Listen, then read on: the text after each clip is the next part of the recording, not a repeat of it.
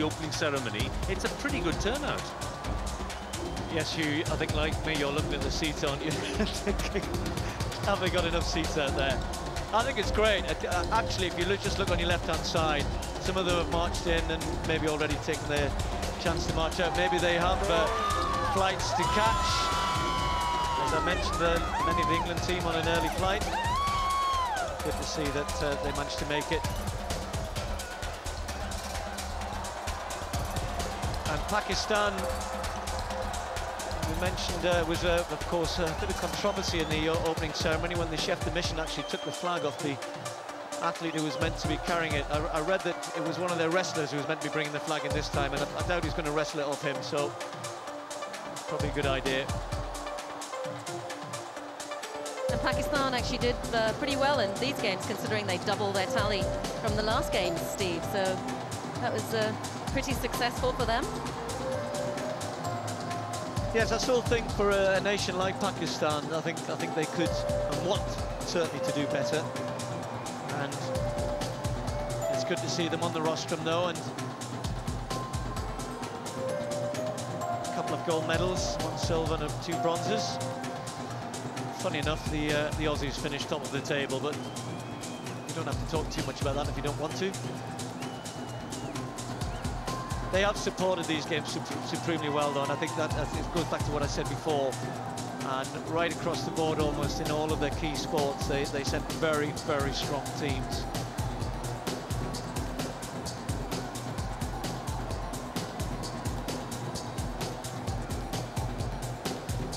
And don't forget, they are bidding with Sri Lanka for the 2018 Games. Gold Coast.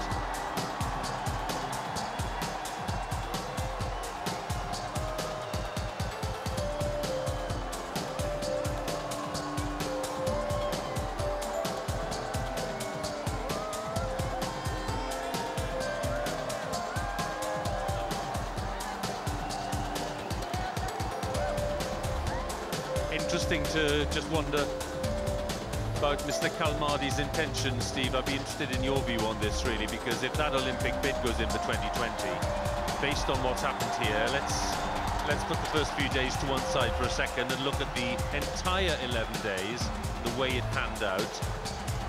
What do you think the Olympic people are going to be thinking about Delhi as a game? Successful, not successful, potential Olympic bid or not? If I'm honest, Hugh, again, I've been to lots of Olympic Games. I think they've got a way to go. I think it was a successful Games in the sense that it was carried off without incident. I think there were certainly issues around some of the organisation, around some of the sports. And I think the one thing that they would take away and learn from this is there is help there around the world in staging big events like this. And I think there was a lot of pride from the organisers here in India that we can do this, we can do this. And I think at the last minute they accepted that they needed a bit of help, and then they were given the help, and we've ended up with a pretty good Games. I think they're going to have to accept that. And this happens around the world. You cannot do it all by yourself, and the Olympics are a lot bigger than the Commonwealth Games. And I think if they can show that sort of attitude, you know, they could perhaps put a strong bid together. But I do think they have a way to go. I am a big fan, I have to say, though, of taking the Olympics around the world. I think on that note, there will definitely be some reflection and soul-searching before the bid is put in. Ladies and gentlemen, well, we're going to be in Scotland in 4 years' time, of course. And I think Sonali has got a man. I'm not sure if he'll be there in 4 years' time. In fact, I pretty much doubt he will. But David Miller of Scotland won a gold medal in the time trial. He's with Sonali now. David Miller, what a Games it's been for you, and you must be so looking forward to Glasgow 2014. Well, hopefully if I make it there, yeah. But I mean, I'm just appreciating this at the moment. It's been such a wonderful 10 days for me. I mean, Delhi's been fantastic, and this is a great closing ceremony. It's quite surprising how rammed this place is, and the atmosphere here is great. Yeah, well, it's stunning to be in here amongst the atmosphere, and it feels like it's really about the athletes tonight. Well, yeah, it feels like that. I mean, we were hanging out there for a while, but we come in and we were just like having fun, and I looked up and I noticed that, and I was like, oh, wow, this is pretty big. And then seeing all the people around, yeah, they put on an amazing show. I'll let you enjoy the rest of the party. Thanks very much. Yeah.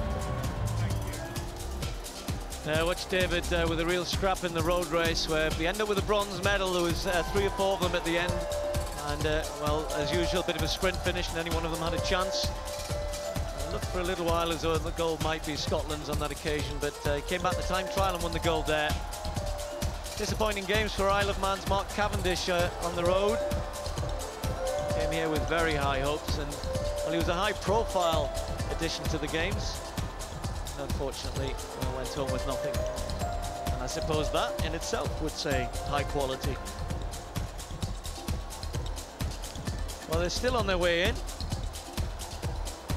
I think most of them are in now. We've had more representatives of the Indian national team coming in at the tail of this this great parade of athletes.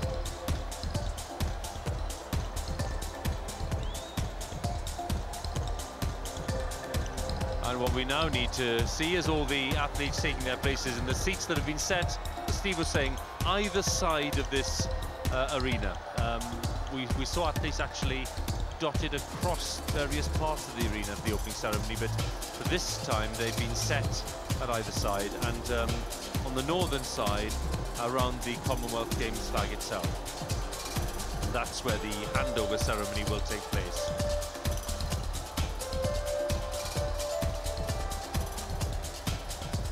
You know, one thing that, and sometimes people say, oh, you know, you shouldn't mention the controversial moments, but sport is about that. Sport is about drama and controversy, and of course we had the issue with Sally Pearson here in the 100 metres, the double disqualification, if you like, that didn't happen at the time, and people will kind of associate that somehow with the Delhi organisation. Well, that happens. Sport is like that, and that adds to the memories that you take away from any competition, particularly multi-sport events such as this.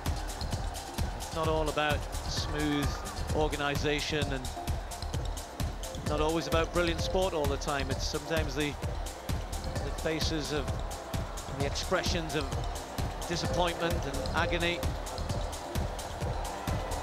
as well as the jubilation of winning.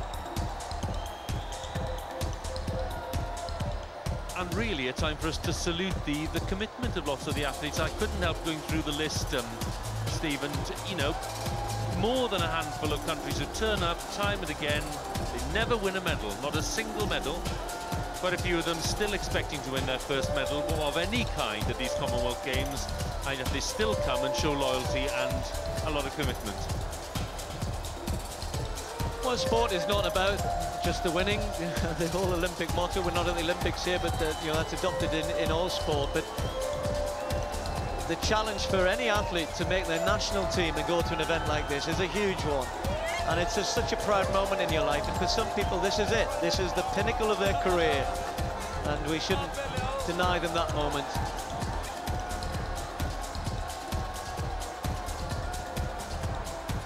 There, a good view of the podium and the Commonwealth Games flag. That's where the handover ceremony will take place, and we'll have officials there from obviously from Delhi and from Scotland too.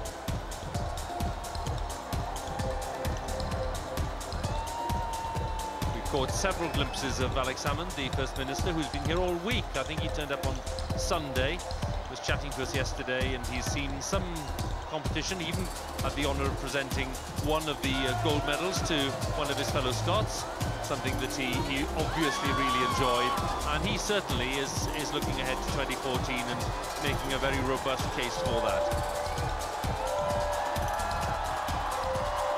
Malaysian contingent